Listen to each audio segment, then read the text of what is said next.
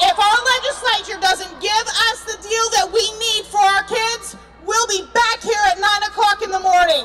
Promise me that you will be back here at 9 o'clock in the morning. Together, fighting for our students and what we know they need. More funding. Our support staff needs more funding. Our classrooms, more funding. As a classroom teacher, I know firsthand what cuts look like. When funding was cut in my district, the elementary world language program was the first thing cut, and my position went away. I was in a district last week, and a student said she had to skip a year between Spanish 1 and Spanish 2. How is that what's right for schools for our kids? It's not. I see what the cuts have done to my middle school daughter's curriculum, where she has had fewer and fewer opportunities. She wanted to take classes. They were eliminated before the ink was dry on her enrollment form. She has books that are, as I've been told, held together by duct tape and a wish, wishing that those pages stop falling out. The funding that amounts to 1 textbook per student is not the solution to our classroom needs. We've spent years working in good faith towards a solution, asking our lawmakers to pass a plan that meets the needs of our students. We've organized in communities across the state. We've held town halls. We've picketed on main streets. We've signed pledge cards. We've done everything we know to do to get their attention. And today, we're here to say enough is enough.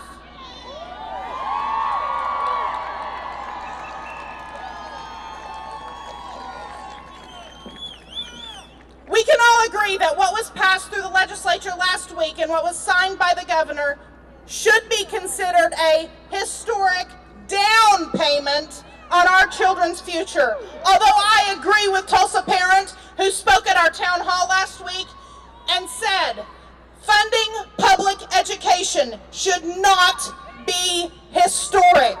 It should be normal.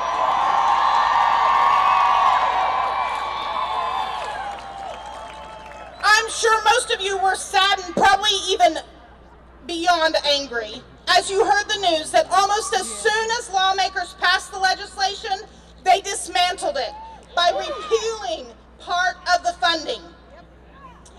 It's these kinds of political stunts and years of irresponsible budgeting that got us in this mess in the first place. But hey, can you really blame them? Just look at this force of teachers they knew they were going to face today. I'm sure they wanted everyone to believe that they solved this problem. And they hoped we would say, thank you, and go quietly away.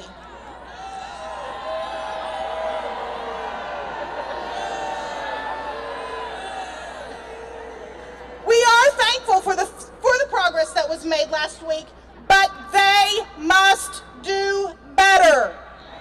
We know our students deserve better. And quite frankly, their actions last week just prove why Oklahomans in record numbers don't trust their very own legislators to actually fix the problems our students are facing.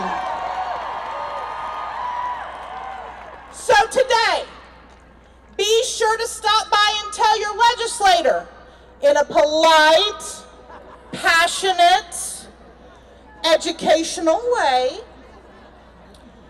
how our students, parents, and teachers have been affected by 11 years of cuts to the classroom. They see the broken chairs. They see the outdated textbooks that are duct taped together. They see class sizes that have ballooned.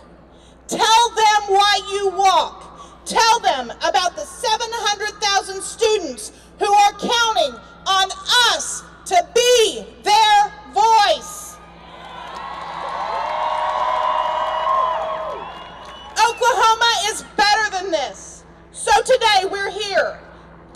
demanding that lawmakers get back to work, passing the revenue they've left on the table to ensure that every child in Oklahoma has the access to a quality education and the opportunities they need to succeed. I'm here with my daughter and my husband. My daughter deserves better. All of our children deserve better. We're walking because there's more to do. We need the legislature to do 3 things. And I want to talk to you about those things in detail. Just joking. So we can spell out the specifics of our solution. First, House Bill 1010XX grows our state revenue by about $450 million, which would represent the largest investment in public education in state history. Unfortunately, the legislature turned around and immediately repealed some of the funding streams, including the hotel-motel tax.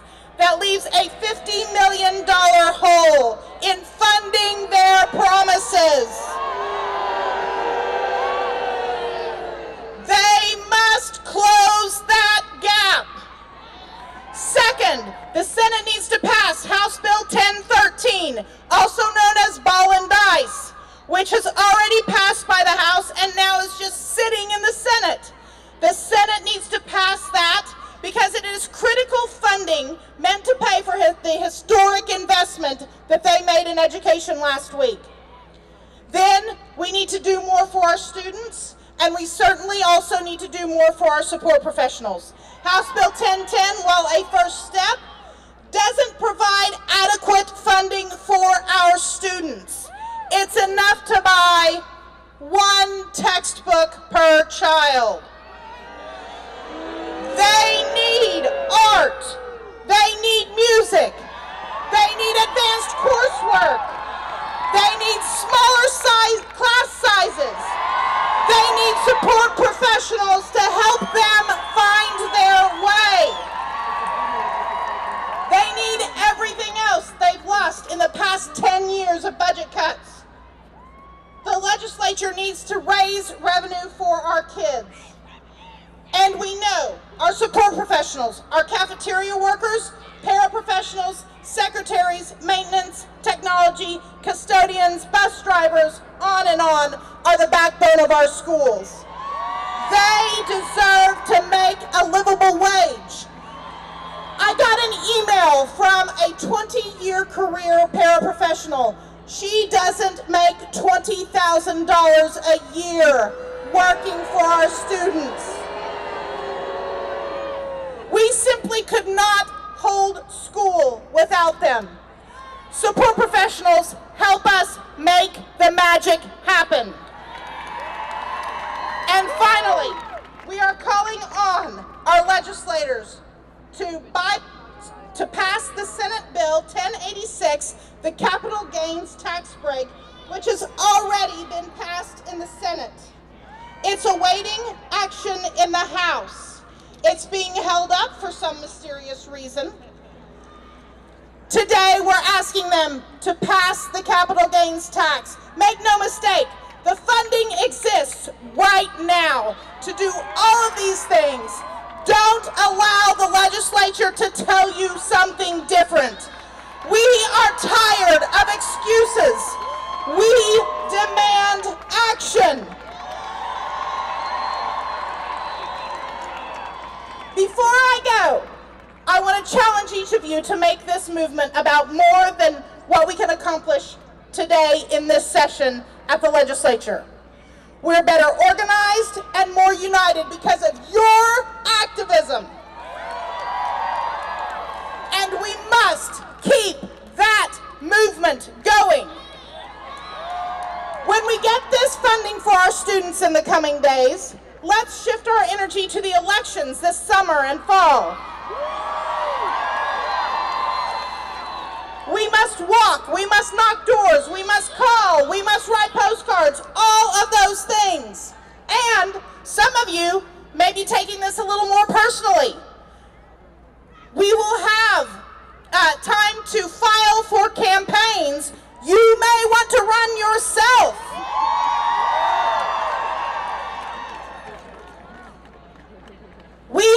keep engaged every day, not just when it's convenient in an election year, but every single day.